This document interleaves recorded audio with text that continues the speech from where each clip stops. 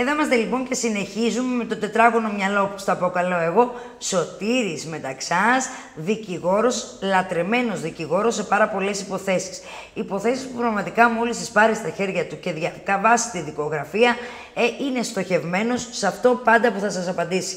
Διότι ξέρει η χρόνια πείρα του και η τηλεοπτική του πορεία. Τι κάνεις, Σωτήρη μου, καταρχήν δεν σε χαιρέτησα, είσαι καλά? Όλα καλά, όλα καλά. Προχωράμε. Έλεγα λοιπόν ότι η χρόνια πείρα μέσα από τις εκπομπές σου, γιατί το λέω αυτό, γιατί εκεί μιλάς με τα προβλήματα του κόσμου.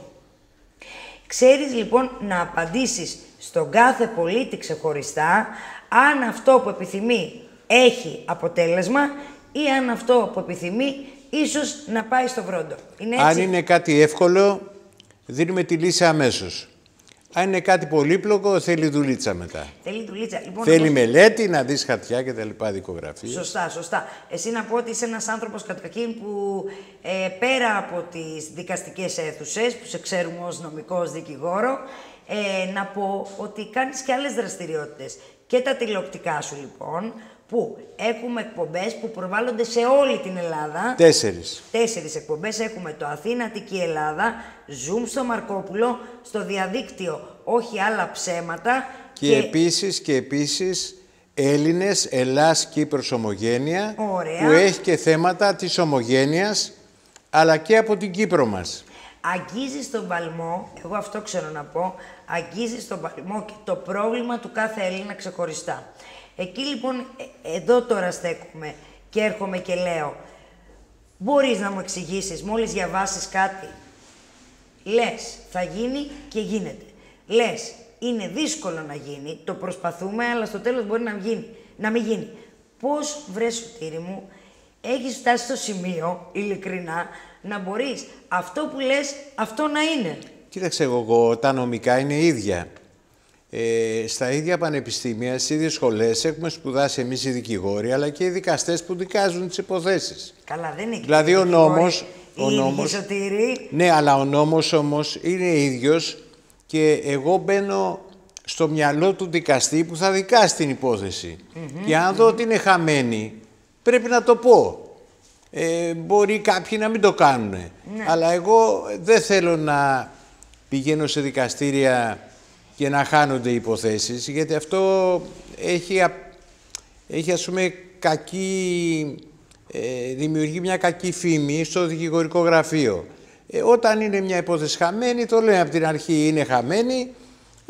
Τώρα αν επιμένει κάποιος, τις περισσότερες φορές δεν προχωράμε, αλλά αν είναι τώρα πελάτης του γραφείου με πολλές υποθέσεις κτλ., εντάξει, θα αναγκαστούμε να τα αναλάβουμε, αφού όμως έχουμε πει προηγουμένως ότι οι πιθανότητες είναι από λίγες έως ελάχιστες. Εγώ θέλω να πω ότι είσαι τόσο τίμιος και τόσο ειλικρινής, που ξέρω ότι σε έχει επισκεφτεί άνθρωπος στο γραφείο, που πάει πολύ καλά το γραφείο, έχει έρθει άνθρωπος στο γραφείο, έχεις διαβάσει τη δικογραφία, βλέπεις ότι ίσως να μην το παλεύεις μέχρι τελευταία, ίσως να μην έχει το θεμιτό αποτέλεσμα και έχεις πει σε άνθρωπο ότι άσε να δούμε και μετά με πληρώνεις. Δηλαδή είναι τόσο μεγάλη η ανθρωπιά σου. Και έρχονται και υποθέσεις από άλλους δικηγόρους που δεν έχουν πάει καλά και εκεί πέρα πάλι πρέπει να είμαστε λίγο επιφυλακτικοί, να μην ρίχνουμε ευθύνες στους συναδέρφους. Αλλά αν είναι, σου επαναλαμβάνω, χαμένη μια υπόθεση, είναι κακό να την αναλάβεις. Δεν κάνει καλό ούτε στον πελάτη, τον εντολέα που έρχεται στο γραφείο. Που έχει αναλάβει Εγώ δεν θέλω να σταθώ πάνω σε αυτό. Εγώ γι' αυτό τόνισα ότι έχεις δει δικογραφία και έχεις πει ας γίνει το δικαστήριο και μετά με πληρώνεις. Έχω τρελαθεί με την ανθρωπιά σου. Γιατί θέλω να πω ότι άμα γκουγκλάρετε, εγώ το έχω παρουσιάσει πρώτη στην εκπομπή μου για τη μη κερδοσκοπική εταιρεία. Ναι. Θέλω να μου πεις, ο εμπνευστής και ο ιδρυτής είσαι εσύ. Πώς το ξεκίνησες αυτό που έχει να κάνει πάντα με τον άνθρωπο, με την υπεράσπιση του ανθρώπου, με τα θέλω του ανθρώπου και τη βοήθεια και το χέρι βοηθείας που είσαι εσύ, με το δικό σου υστέρημα, να το πω. Ακόμα δεν έχουν μπει χορηγοί καν. Εντάξει, υπάρχουν χορηγοί. Τώρα ξεκινάνε ναι, και στο Φιλοζωικό Σωματείο Αγαπάμε τα Ζώα, που το έχω ιδρύσει το 1999. Υπάρχουν χορηγοί και μεγάλες εταιρείες και ευχαριστώ γι' αυτό. Γι' αυτό και δίνουμε 10 εύρες και 20 εύρες επιταγές από διάφορα pet shops σε όλη την Ελλάδα, όπου πηγαίνουν φιλόζωες κυρίες και δεσποινίδες και παίρνουν δωρεάν τροφή για τα δεσποτάκια της γειτονιάς, της περιοχής τους. Τώρα, το σωματείο που έχει τη μορφή μη κερδοσκοπικής οργάνωσης, ΜΚΟ όπως λέμε, Έλληνες εν δράση, το ίδρυσα μαζί με τον δημοσιογράφο και γνωστό YouTuber James Saunders στις 10 Μαΐου του περασμένου έτους, 2023, και πιστεύω ότι αυτή η οργάνωση θα προσφέρει πάρα πολλά, δεδομένου ότι έχουν σωρευτεί την τελευταία δεκαετία ιδίως πολλά οικονομικά προβλήματα και βλέπουμε πάρα πολλές ελληνικές οικογένειες, Έλληνες και Ελληνίδες, να έχουν ακόμα και μικρά προβλήματα. Δεν μπορούν να πληρώσουν το ρεύμα τους ή το νερό ή τα κοινόχρηστα, δηλαδή κάτι τέτοια πράγματα στα οποία μπορεί άμεσα η οργάνωση να βοηθήσει και αν είναι μεγάλο το ποσό μπορεί να δώσει με προκαταβολή προκειμένου να γίνουν ρυθμίσεις, γιατί καμία οικογένεια δεν μπορεί να στερηθεί το ρεύμα ούτε το νερό. Όχι βέβαια, και ειδικά όταν υπάρχουν και μικρά παιδιά μέσα στην οικογένεια. Γι' αυτό πρέπει να είμαστε εμείς και να βοηθάμε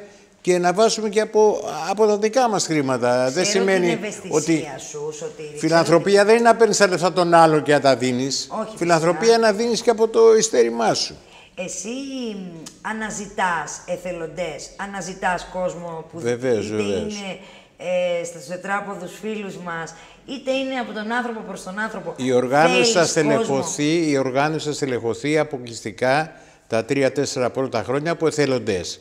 Γιατί δεν υπάρχει οικονομική δυνατότητα να προσλάβουμε εμείς το προσωπικό. Σωστά. Τα παιδιά που θα έρθουν στη συνέχεια θα τα προσλάβουμε. Θα έχουν αποκτήσει και την εμπειρία και θα τα προσλάβουμε. Και να πω και κάτι άλλο, ότι το Διοικητικό Συμβούλιο, πρόεδρος, γραμματέας, ταμείας και τα μέλη δεν θα παίρνουν χρήματα καθόλου. Δεν θα έχουν καμία οικονομική απολαβή, γιατί πολλοί νομίζουν ότι φτιάχνουμε ένα σωματείο, μία ΜΚΟ, για να βγάλουμε χρήματα για το Διοικητικό Συμβούλιο, ας πούμε. Δεν θα το κάνουμε αυτό το πράγμα.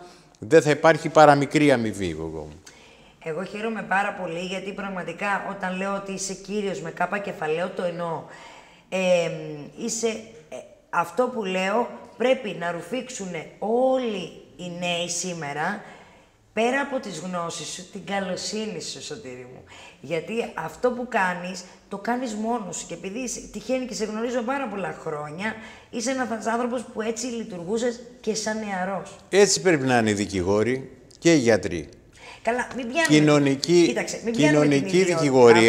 Κοινωνική δικηγορία, να βοηθάμε ανθρώπους που δεν έχουν οικονομικές δυνατότητες, όπως και οι γιατροί διαθέτουν από τον ελεύθερο τους χρόνο και πηγαίνουν σε κοινωνικά ιατρεία, σε δημοτικά ιατρεία και προσφέρουν ιατρικές συμβουλές και θεραπεία σε φτωχούς ανθρώπους που δεν μπορούν να πάνε στο γιατρό να δώσουν το 50. Έχεις δίκιο, και εγώ με αυτό θα κλείσω, ότι είσαι παράδειγμα προς μίμηση. Σε ευχαριστώ πολύ. Και είσαι ένας πάρα πολύ καλός άνθρωπος, οικογενειάρχης, δικηγόρος και ένας άνθρωπος με τεράστια καρδιά. Να είσαι καλά, εγώ. Γλυκέ μου Σωτήρη, σε ευχαριστώ πάρα πολύ που ήσουν και σήμερα εδώ.